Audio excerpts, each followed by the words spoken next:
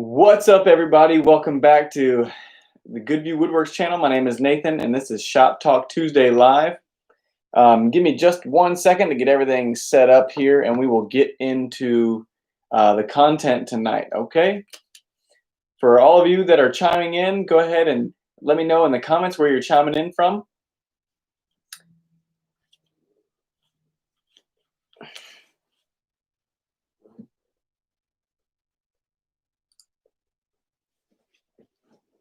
Jeremy Peace, what is up? What is going on? How you guys doing this evening? Kelly, how you doing? Woodstock, Bruce, Australia. Jeremy still in Indiana. Wayne Griffiths, Joe, what's good? Right? What's good, Wayne? How you doing, man? We were talking about you today. Your ears burning? David says, "Hey, what's up?" DK, hey, how are you doing? Sorry, I can't read your handle. It says, "Hello, Nathan. How are you?" Nick, Rogersville, Alabama, doing good.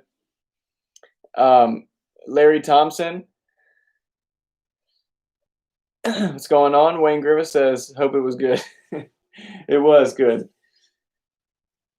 So we have a few things that we want to talk about tonight, guys. But I will get to it soon. We'll jump right in here in just a minute. I want to thank you guys also for chiming in this evening. We had some pretty cool things pop up in the past couple of weeks. If you guys haven't seen, we delivered that large dining table. We also finished the charcuterie board and such. So that was really cool. And that one we may or may not be doing a giveaway with. I will let you guys know. Iron Man Metal, thanks, man. Says, "What up, homie? Keep up the good work, young man. God bless. Love from Philly." Hey, I really appreciate that, Iron Man. Every bit helps. I really appreciate it. Thank you so much. Wannabe woodworker. Says Eric from Mission, I can't say that word, California. Been a while since I've checked in. That's all good, no problem. And then passion from this, it says, means the passion from sea. So what's up, passion from sea? How you doing? David O'Brien says, new hats, need to get one of those. Yeah, you like it? You like the Goodview Woodworks hats? Yeah, I've been wearing mine, been rocking mine. Got to get the new Goodview Woodworks drip, right? Bruce says, the orange epoxy. Yes, Bruce. Yeah, it's actually pink. What's crazy is the camera doesn't pick it up, but the swirls are bright pink. But because fluorescent colors, they take a lot of pigment to make the color. They like fall, and when you see through it, it looks orange. Same thing with the yellow fluorescent color. Once it settles, you can kind of see through it. It's a kind of a different color.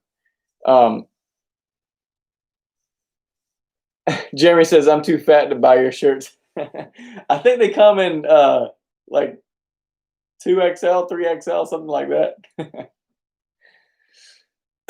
Nails on Noah says, "Listen, guys, I'm telling you, Nathan is the guy to go for questions. He's not too big to answer them, unlike others, and he's helped me quite a bit. I owe him a lot." XO. Hey, Nails on a Nickel, thank you so much. I really appreciate it. Guys, so let's go ahead and jump into what we're going to talk about this evening, okay? Feel free to anytime during this Shop Talk Tuesday, if you have any questions, feel free to leave them in the comments. Obviously, if you guys have seen Super Chats, post the chat at the top. And so if I'm going along and I miss a chat, you can do that. If not, I'll do my best to answer as we go along, okay? So guys, once again, thank you for the support. I really appreciate it.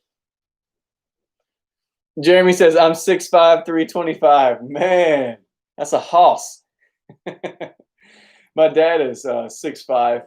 He's not 325 though, man. That's crazy. And then my father-in-law is 6'4", and I think he's like almost 300 pounds, 250, 300, somewhere around there. I don't know. Sorry, Bill, if you're watching and I said something inappropriate. And then Nails on Nickel says, "My kind of guy. Hey, check it out. Matchmakers up on here."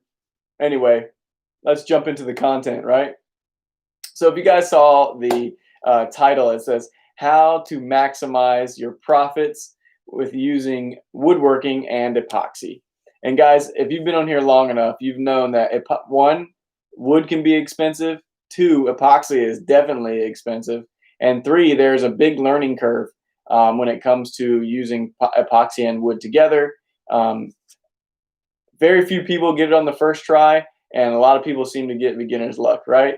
And so a few things that I want to jump in. And the very first thing that I would say, how to maximize your profits, the very first thing is number one, that is to have a plan. And I don't necessarily mean like a business plan, not yet, right? But if you're planning on even doing this for a side business, you definitely should have a plan, at least a big plan, but I'm talking about a plan for each individual project. Now, obviously, what I do is I try to commission pieces so that I technically sell the project before I make it. And so that's kind of a weird concept to think about selling something before you make it. But essentially, anybody that has a product to sell does this.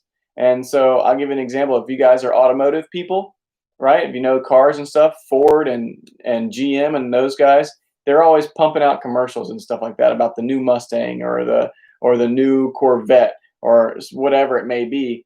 And you notice they have these commercials. They are selling this car to you before they built it. Well, technically, they probably built it. It's on a lot. But when that new model comes out, right, at the show, they're trying to sell that before they make it. So that way that they have people buying their product. It was already sold before they paid for it. And so I try to use that same concept. And I built up a small portfolio. I talked to people. I try to sell my my niche, right? My craft, and before I build it. So I like to do commission pieces. And the reason is when somebody does a commission piece, it's much different than trying to pick something out that's already been made because maybe somebody likes what you make, but they want it slightly different and it's kind of catered to them, right? Um, and so that is kind of like number one tip for maximizing profits. Now, if we scale down, right, that's kind of like the big picture. Now, if we go down to that individual project, let's say like that orange pink charcuterie board and coaster set, I did that to show you guys that you can use the drop. And so tip number two would be that maximize the profit even on a small like when you're looking at your project, all the drop off that project. Remember, epoxy is expensive. You can make it into anything, and I did that on purpose to show you that little cheese knife, um, that little soft cheese spreader that I made with the drop. I did that on purpose to show you guys that all that stuff could be made into something, and if you throw this stuff away, you could be missing out on some money that is in the trash, right? From trash to treasure, as they like to say. And so if you guys saw in the charcuterie board one, the two cuts near the handle, that was an entire set of coasters, 4 coasters out of just the drop there. And then the drop on the bottom cut we used to make the knife. Now, you could use this same exact process to make anything. I also have some drop off that charcuterie board to do like a charm for a necklace, right? You could do that. You could use it in a blank, pin blanks or whatever. So whatever you want to. But the key is to use your imagination and try to maximize your profit. And by doing that, you won't be wasting so much. Also, if you guys know, if you've been in this kind of niche for a while, you know that every time you sell something, it feels great, right?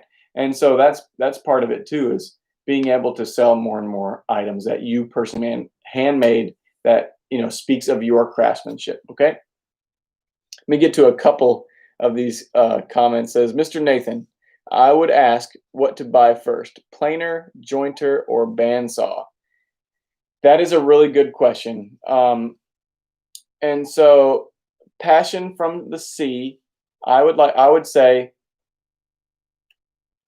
That's a pretty good question. It all depends on what you're building. Okay.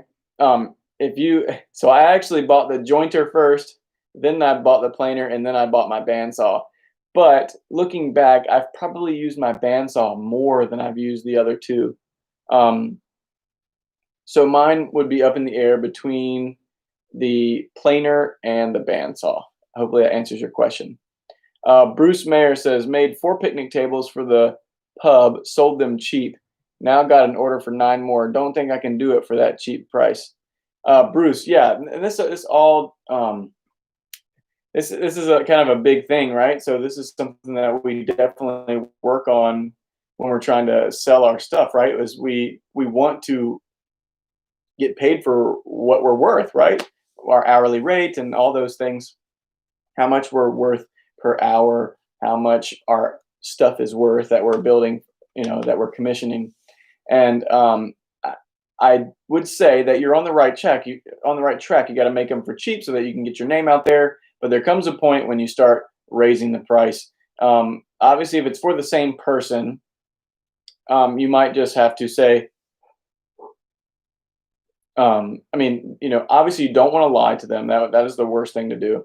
But if cost of materials goes up, you want to move that forward. They have to understand that this you have to make some money on it as well, and that's the whole purpose of having a business.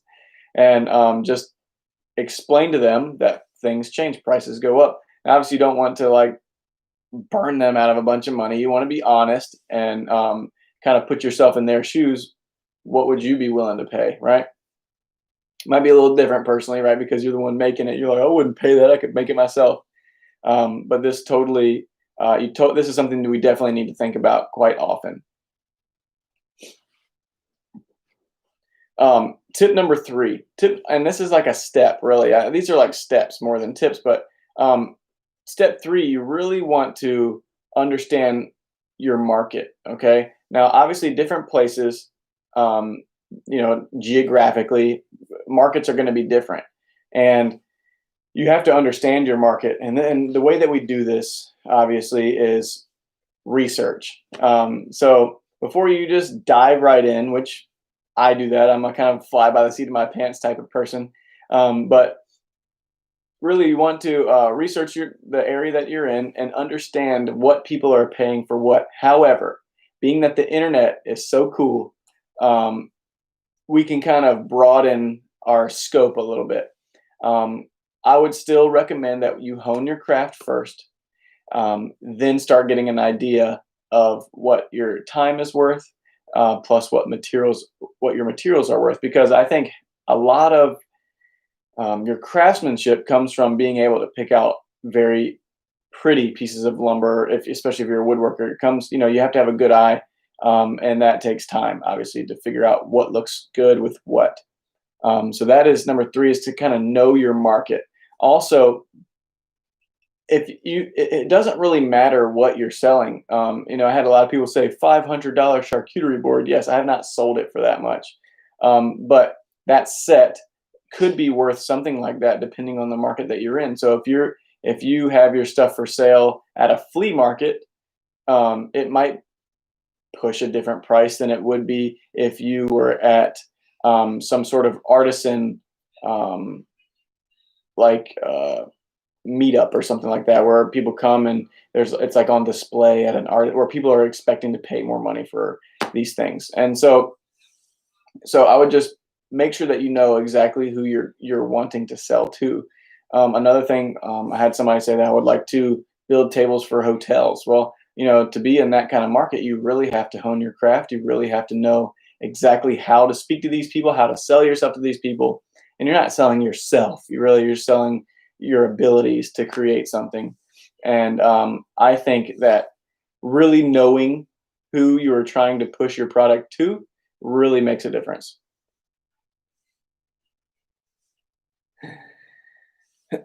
So hopefully that answers some of your questions. Last week's feelings and emotions. I like and ascribe all the way from South Africa. Hey, I really appreciate that. Thank you so much. Tom Smith says, hey, LINS. Is that I or T? LTNS? And then, Let's see here. Passion from the Sea says, your face glowing red. Is it a mask mark? Right here you talking about? No, this is not a mask mark. Everybody talks about this. No, this is my skin, rosacea. Yeah, I have rosacea. So when I've been working outside or I get tired, it really shows up. I could just say it's from the mask, right?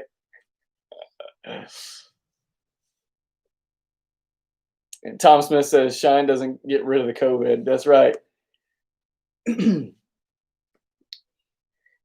Gwanger says yes, it does. Kelly O'Neill says, do you offer warranties on your work and how long? That's a great question. To an extent, yes.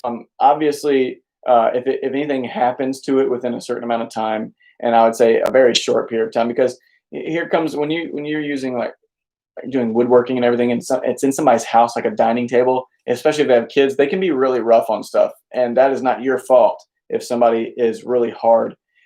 So usually I do like 30 days, something like that. But I also offer, if the table ever needs refinishing for a price, I can come out and refinish it, so they don't have to worry about that.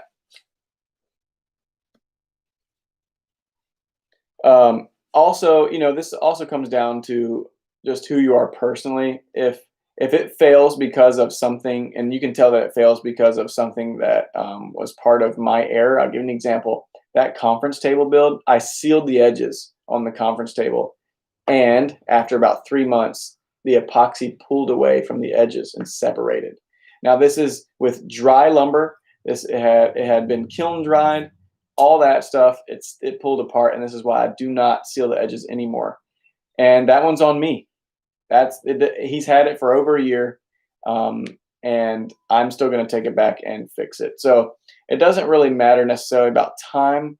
If it was just the craftsmanship that is the issue, definitely I will be. My personality is I would want to fix that, because I would want somebody else, if I spent that much money on something, for them to repair it as well.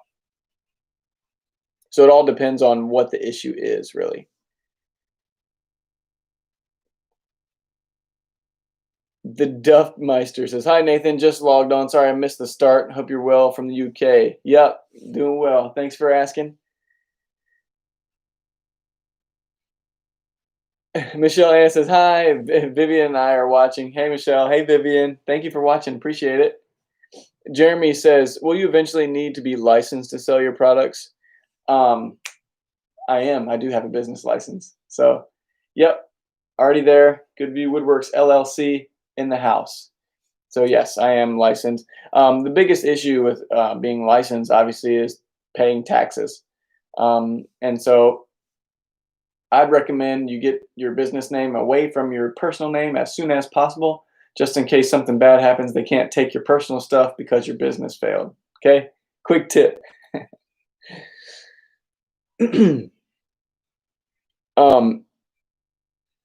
By the way, I watched all of your videos, and you are the reason to me to open my shop. I called it Wood Garage in Saudi Arabia. So really, thank you so much for your tips and help. No problem at all. That's really awesome. I'm glad you're able to start something. That's really, really cool. Kevin Blendowski says, hey, Nate. So I'm just starting out. I've been buying what I need, but I'm starting to run out of room to work. What would you recommend or preferred work size space? Well, that is a really cool question, and I'll tell you why.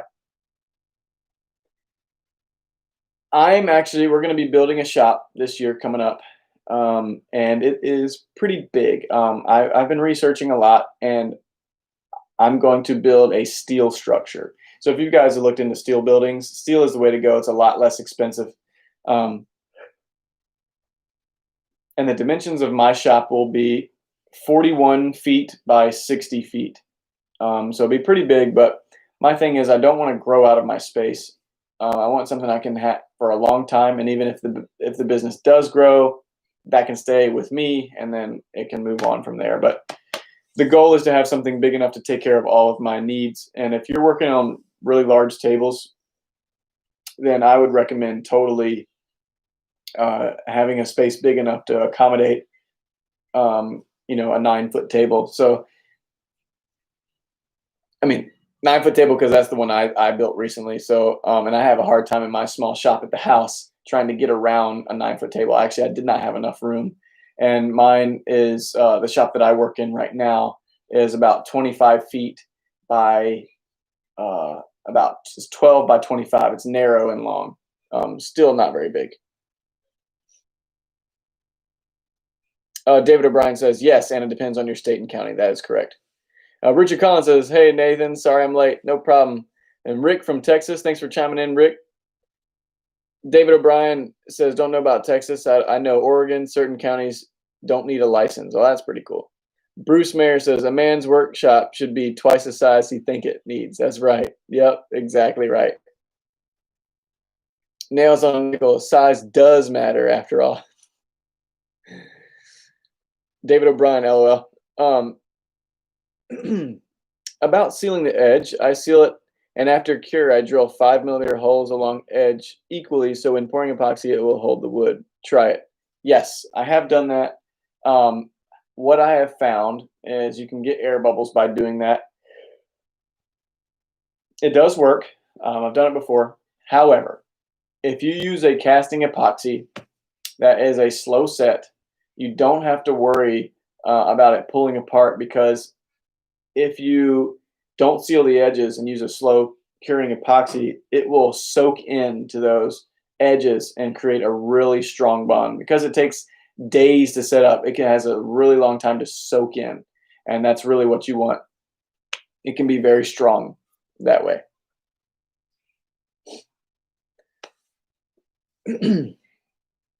Jeff Webb says, how do you prevent and remove pigtails in your epoxy? By the way, I'm finishing my first epoxy river project. Thanks for the inspiration.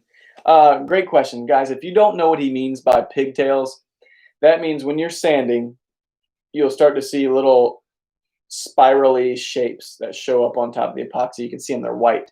And what this comes from is two different things. One, it's essentially from clogged sandpaper, okay? And what it is, the reason why it makes the pigtails is the epoxy is kind of scratching itself. A little clump of epoxy dust will clog up the paper, and then that part is what pushes down on the epoxy in the same rotation that your sander is going, and it makes a little pigtail.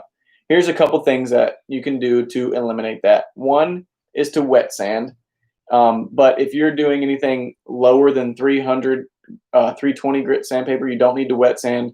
What you need to do is use a vacuum on your sander and continually wipe the surface of dust so that it doesn't clog your paper up. Those are the two best things to do to get rid of pigtails. Also, you don't want to skip grits. You only want to jump from 100 or maximum 100 grit at a time. So that would be from 120 to 220 to 320. That would be the max I would go. Unless you're getting into the high grits where it's the thousands. At that point, you can jump 1,000, 2,000, 3,000, 4,000.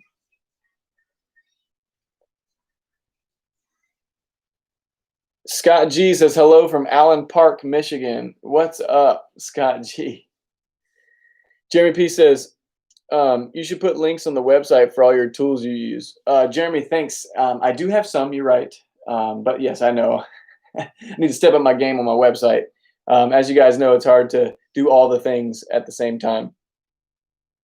Aaron says, question for the masses, Nathan. Don't you fully service your wood before epoxy? A little or not at all?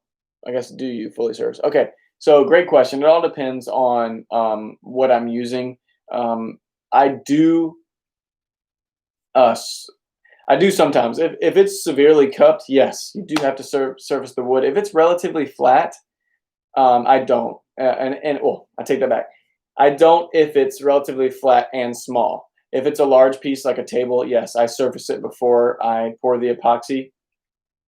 But if it's something small like a charcuterie board, something I can run through my planer, I don't see the purpose in doing that. Just doing work twice, as far as I can tell.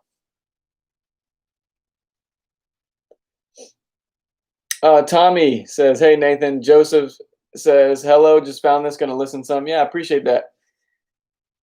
Tommy says, sorry, let me try again. Todd says, I did a river table, then flood coated with glaze coat from Home Depot, about 1 32 inch thick.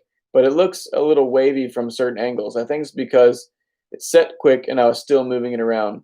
Yeah, Todd, that would definitely be the issue. Well, there's a couple issues that make it wavy. One is not having enough material on the surface. I recommend when you do a flood coat to have at least 1/8 of an inch thick pour. That way it has enough material to self-level and flow over the edges. The second thing that can cause that is setting up too quickly. That would be caused by leaving it in the bucket too long when mixing. So you want to mix it thoroughly, then get it out of the bucket onto the surface and spread it around. If you let it sit inside the bucket, the exothermic reaction will happen, and it can cause things to happen in your epoxy.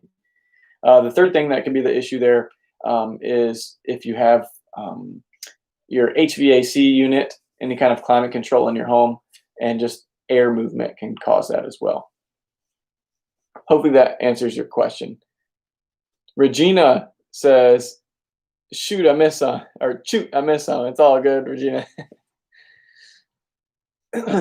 Steve says, hello from Traverse City, Michigan, and Steve Kirkland finally got here. Thanks, guys. I really appreciate it. I really want to encourage you guys that, a lot of people would say that the market is saturated with this epoxy stuff, but I don't think so. I think that anyone could say that same thing about any niche. And so this is the fourth thing about maximizing profits, and that's do not let people saying that the saturated market, don't let people talk you into that mess, because yes, there are people that are going to give away stuff for free to try to make as many things as possible to try to make the most money. And ultimately that doesn't really work. I'll give you an example. If you go on Facebook Marketplace, I'm sure there's a bunch of people doing epoxy projects and selling them for like $200, selling a full-size dining table for $300, and you're thinking to yourself, I can't even buy the materials for $300. Forget that. Don't let that get you down. Remember, you need to be encouraged that the first part of some of the stuff you're going to do is going to cost. If you're worried about putting money into your business, and I would say that you might want to look into something else, because this stuff does cost a lot of money. Secondly, it's always good to invest in your business. Now, what I mean investing is time, money, but also, like I said, I've said this before, honing your craft. You really want to not risk it on somebody else's dime. That could get you into quite a pickle. And so stay encouraged. If you are following the right steps, watching videos like mine, doesn't necessarily have to be mine, but if you watch videos, people know what they're doing. Cam from Blacktail Studio, Black Forest Wood Company, Good View Woodworks. If you pay attention to some of the things that we're doing, it can save you some mistakes. Guys like us are putting this information out there so it can save you some time and some money and effort. And just stay encouraged that you can, do this too. You can be profitable in your woodworking epoxy market. Okay, so that's the fourth and last thing that we're going to talk about tonight. If you guys have any questions, continue just put in the comments out. I'm going to do my best to answer them. Okay.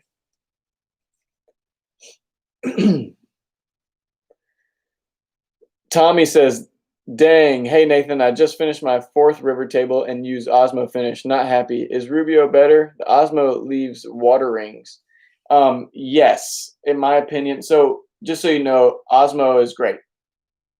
I like it. However, the Rubio monocoat, if you apply it correctly, does not leave rings, does not leave water rings.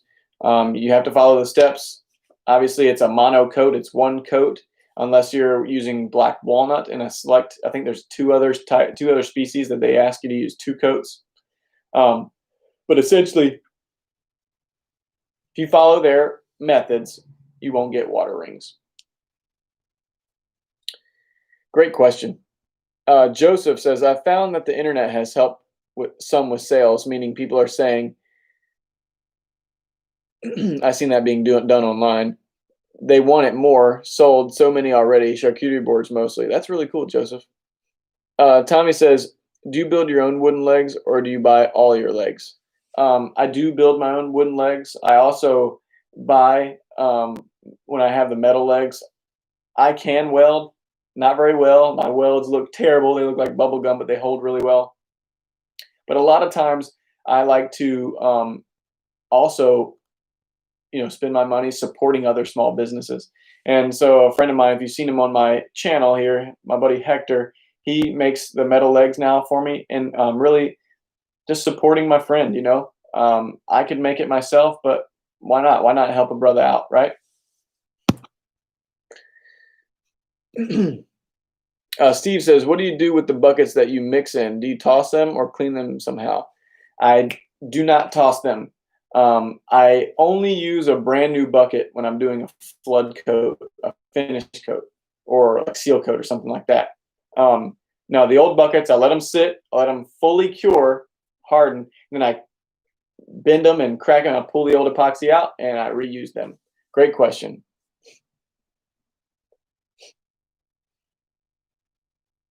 Bruce says, do epoxy projects that you would want to sell yourself, and most times people want. Wait, hon. Do epoxy project that you want yourself, and most times people want what you have. Oh, yes, that's right. Yep, that's kind of how I started. I did something that I like.